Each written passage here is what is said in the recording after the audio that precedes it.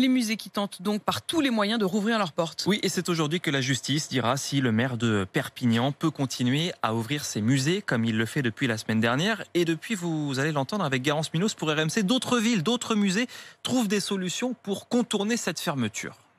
Entre les cyprès, la statue du penseur de Rodin attire tous les regards. Le jardin du musée a rouvert ses portes pour le plus grand plaisir de Sylvain, venu en famille. Les enfants, mine de rien, depuis un an, ils voient rien. La moindre sortie qui n'est pas habituelle, c'est tout de suite de la découverte, ça court partout, c'est le bonheur en fait. Un bol d'air frais qui ravit Véronique. Là, on peut sortir, on peut voir des œuvres d'art, on n'est pas devant un écran, on peut tourner autour de la sculpture, c'est ça qui est très très bien. Ce succès montre le besoin de culture d'après la directrice de la communication du musée, Clémence Goldberger. Ça fait du bien, la sculpture, c'est de la matière, ça fait partie de la condition humaine. Donc quand on nous en prive, c'est comme quand on nous prive de liberté, on est malheureux. Dans d'autres villes comme Charleville-Mézières, les œuvres d'art sont exposées dans un supermarché, se réjouit Carole Marquet-Morel, directrice du musée de l'Ardenne.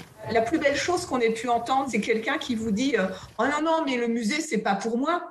Et en fait, réussir à engager le dialogue et qu'ils viennent et qu'ils restent longtemps et qu'ils se disent qu'il allait revenir au musée dès qu'on sera ouvert. Dernier exemple à Besançon, le FRAC expose ses œuvres à travers les vitrines visibles par les passants.